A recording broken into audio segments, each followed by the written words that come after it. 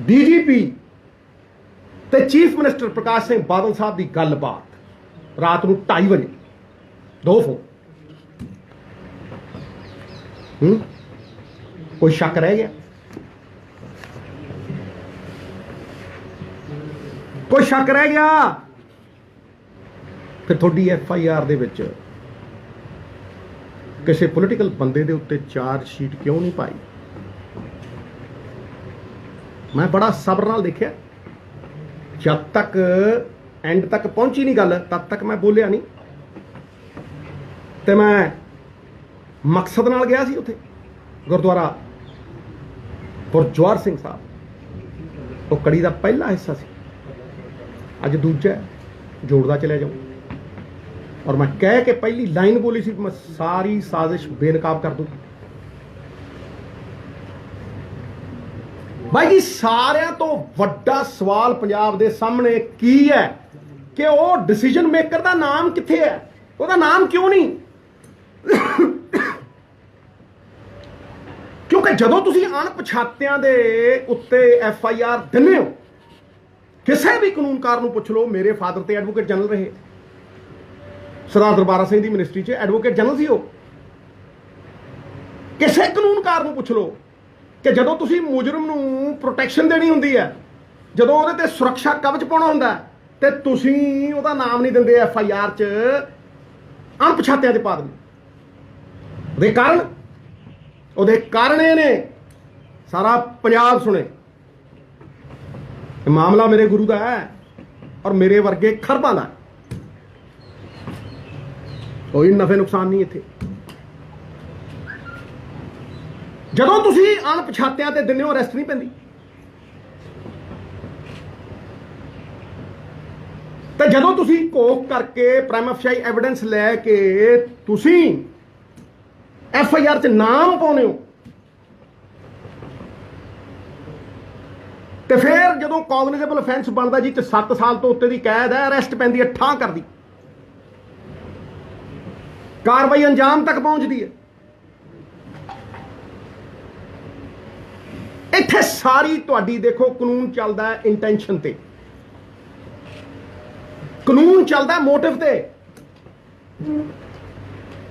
एक की इंटेंट सी भाई, मैं वकीलों ते भी आऊं, इंटेंट सी कि तुसी केस दी बुनियाद धरी होई नहीं। जाओ किसी वकील को पुछ लो भी किसी केस की बुनियाद की होंदी है, वो कहूगा कि बुनियाद फर्स्ट इंफॉर्मेशन रिपोर्ट है, FIR। तुसी बुनियाद ही नहीं रखी, तुसी हवा च रखा सब कुछ। भी किसी दे कनेड़े चलाती, कदे बंदूक, कदे किसी दे लमका दो। भाई जी, मेरी लड़ाई अज भी सिस्टम नाल है जिहड़ा सानू फेल कर रहा है। जे निजी होंदी ते गल ही काहदी सी? ये सिस्टम है, वो ये फेलियर का प्रतीक है।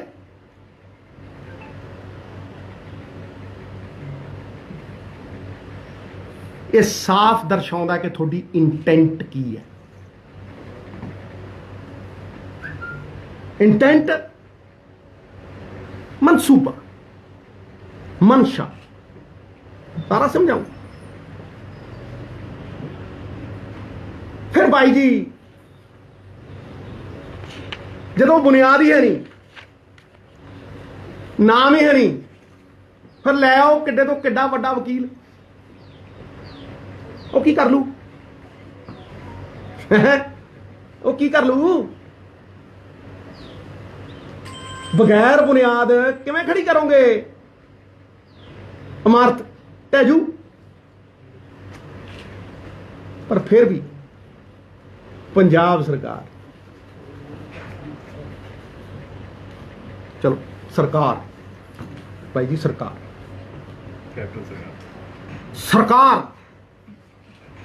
जिहदे वकार ते सवाल, सरकार दा वकार, ਉਹਦੀ इंटेंट नाल, लुका छिपी नाल नहीं, लुका छिपी खेले जाओ ना, हुण नहीं वो चलना, हुण ते इंटेंट है। ਤੁਹਾਡੇ ਮੁਕੱਦਮਿਆਂ ਦੇ ਵਿੱਚ ਮੁਕੁਲ ਰੋਹਤਗੀ, चिदंबरम साहब नामी ग्रामी है जी, दुष्यंत दवे साहब दावा पेश करते रहे, दावा दवे।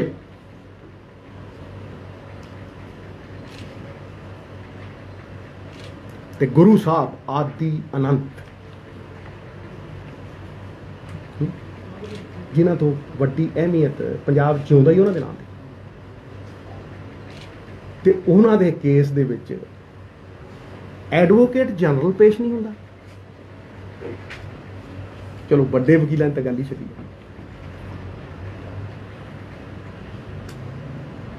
कहने की लोड़ है कुछ है जी कि इन्वेस्टिगेशन एजेंसी को पता नहीं सी भी FIR किवें हो रही है।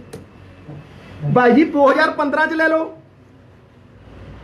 2015 ते भी FIR अणपछातियां दे नाम जे ना पाए तो जिन्हों ते तशद्दद हुई उन्होंने 14 बंदियां दे पाते। पंथप्रीत होनी नाले खदेड़े हो तुसीं उन्होंने वाहिगुरू वाहिगुरू करदियां गुरु दे इंसाफ मंगदियां नाले उन्होंने गोलियां भराओ नाले उन्होंने FIR पाओ। जो तुसीं FIR पाने हो क्रॉस FIR पैंदी है तो दोनों पासे पैंदी है। तशद्दद करन वालियां ते पुलिस वालियां ते जुर्म करन वालियां ते कोई FIR नहीं अनपछाते। जिन्हां दे हो रही है उन्होंने नाम लैके उन्हां ते FIR क्यों भाई? रोटी नूं चोची कहने असीं सबर कीता पूरा, कोई ये ना कहे भी मौका नहीं मिले। पर भाई जी मैं सिट दी रिपोर्ट सार्वजनिक करन नूं क्यों कहना, मैं STF की रिपोर्ट सार्वजनिक करने क्यों कहना? क्योंकि जस्टिस रणजीत सिंह की जो रिपोर्ट सार्वजनिक हुई मैं उत्थे पहला बंदा जिन्हें जाके कहा है सच सामने आऊ, इंटेंट सामने आऊ, मोटिव सामने आऊ, मंशा मनसूबा सब सामने आऊ पंजाब के लोगों के, ते फैसला करने वाला कौन है? भाई गुरु की अदालत कित्थे है? मैं तो उस अदालत में जवाब दी हाँ आत्मा की अदालत खड़ के गल करना, वो अदालत लोगों की है। भाई जी लोग फैसला कर रहे हैं, देख लो कर रहे।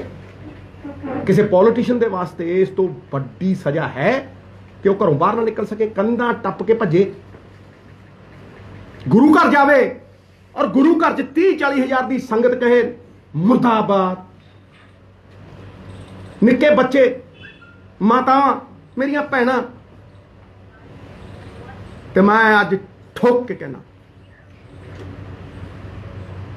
उस गुरु दी वफा नाल कहना, एवं नहीं मैं कहता कूकर उस दर दा, कूकर च वफा होंदी है मित्रों, वफा उदू वड्डी कोई क्वालिटी। मैं कहना कि ना वो लभे है,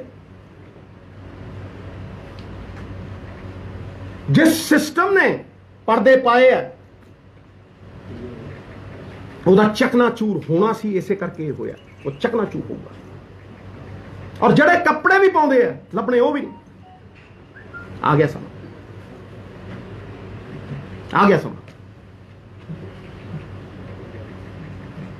बाजी असी ते जर्रे भी नहीं, ब्रह्मांड के मालिक आदि अनंत, साड़ी ते जर्रे की बात नहीं ना है जी।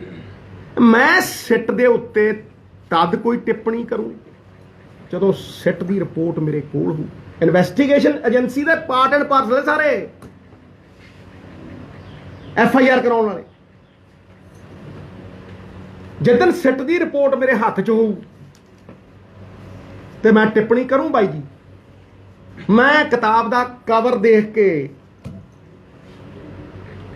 ਉਹਦੇ बारे अंदाजे नहीं ला सकता, मैं तो पढ़ूं, मैं तो पढ़ूं। तो फिर पिछले इन्ने सालों तो पंजाब च किन्नियां क सिट्टां बन गईयां, की सिट्टा निकलिया, ये मेरा अनुभव है। वो किन्नियां सिट्टां बन गईयां, की सिट्टा निकलिया। पंजाब दे विच सिट दा मतलब है सिट डाउन। ਬਹਿ ਜਾਓ ਓਏ ਚੁੱਪ ਕਰਕੇ। ਇਹ ਮਤਲਬ ਹੈ ਸਿੱਟ ਦਾ। ਜਾਓ ਸਿੱਧੂ ਕਹਿੰਦਾ ਗਲਤ ਪ੍ਰੂਫ ਕਰ।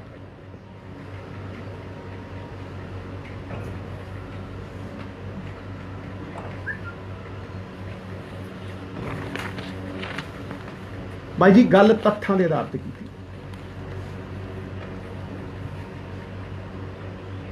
ना काहू से दोस्ती ना काहू से बैर। सिद्धू ने हमेशा मंगी पंजाब की खैर, ते पंजाब की रूह मेरा गुरु है जी तो सेध लेने ते आम बंदा पुछदा है कि जे असी उहदे नाल नहीं खड़ सकते, ਉਹਦੇ इंसाफ ਦੇ ਉੱਤੇ ਰਾਜਨੀਤੀ ਕਰਦੇ ਆ, ਤੇ ਅਸੀਂ ਕਿੱਥੇ ਖੜੇ ਹਾਂ ਬਾਈ ਜੀ, ਕਿੱਥੇ ਖੜੇ ਹਾਂ?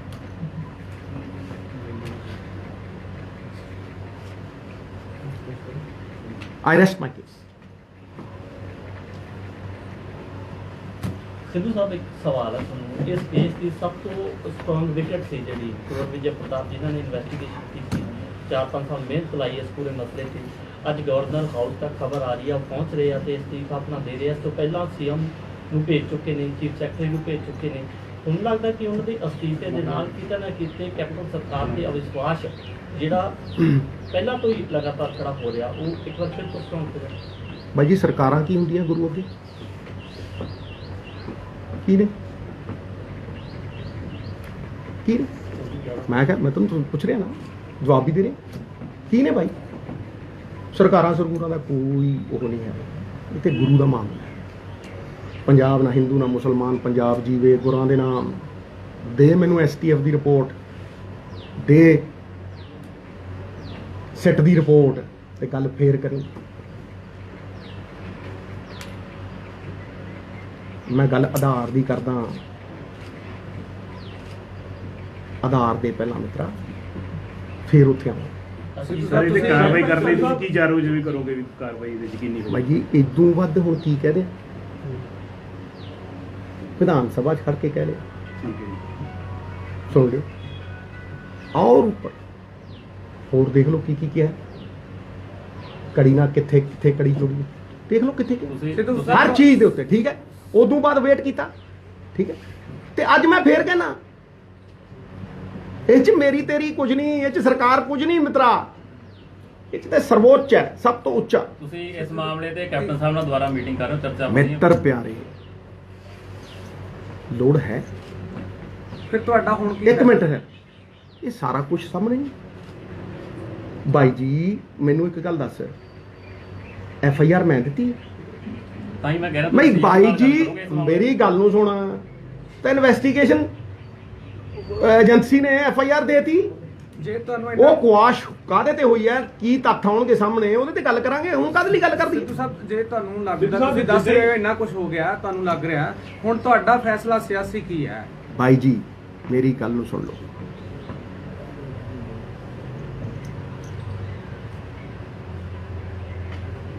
ਫੈਸਲੇ ਕਰਨ ਨਾਲ ਸਭ ਕੁਝ ਹੋ ਜਾਂਦਾ। ਮੇਰੀ ਗੱਲ ਸੁਣੋ, ਮੇਰਾ ਫੈਸਲਾ ਇਸ ਚੀਜ਼ ਨੂੰ ਕਿਵੇਂ ਇਫੈਕਟ ਕਰ ਦੂ? ਦੱਸ ਮੈਨੂੰ।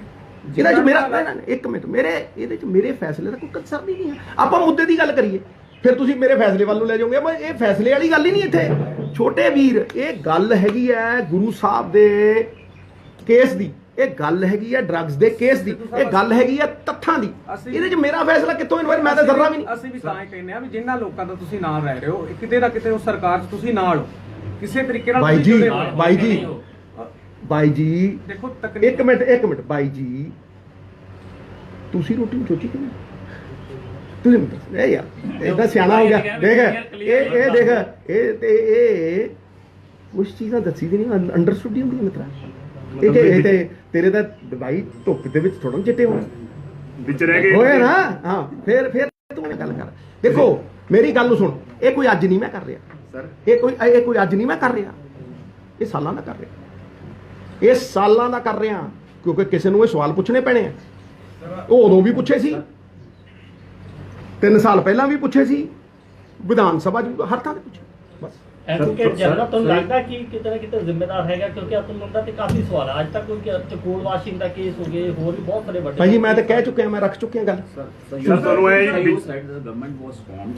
ਇਹ ਵੀ ਵਿੱਚ ਬਹਿ ਕੇ ਵਧੀਆ ਲੜਾਈ ਹੋਈ ਭਾਈ ਐਮਐਲਏ ਹੈਗਾ ਮੈਂ, ਨਹੀਂ ਵਿੱਚ ਬਹਿ ਕੇ ਚੰਗੀ ਤਰ੍ਹਾਂ ਗੱਲ ਹੋ ਤੇਰੇ ਸਾਹਮਣੇ ਦੇਖ ਲੈ, ਤੇਰੇ ਸਾਹਮਣੇ ਹੈਗਾ। ਨਹੀਂ ਜਿਹੜੀ ਸਰਕਾਰ ਗੁਰੂਆਂ ਦੇ ਨਾਂ ਤੇ ਨਹੀਂ ਸਰ ਗੱਲ ਕਰਦੀ। 2017, the previous government was toppled and the new was made on two important issues. Yes And you feel that the failure of reaching at a point of justice, it has dented the reputation? ਇੱਕ ਗੱਲ ਨੂੰ ਬੜੇ ਧਿਆਨ ਨਾਲ ਸਮਝ ਲੈ, ਮੇਰਾ ਛੋਟੇ ਵੀਰ ਉਸ ਤੋਂ ਅਗਲੀ ਸਟੇਟਮੈਂਟ ਦੇਖ, ਉਹਦੇ 'ਚ ਜਵਾਬ ਹੈ।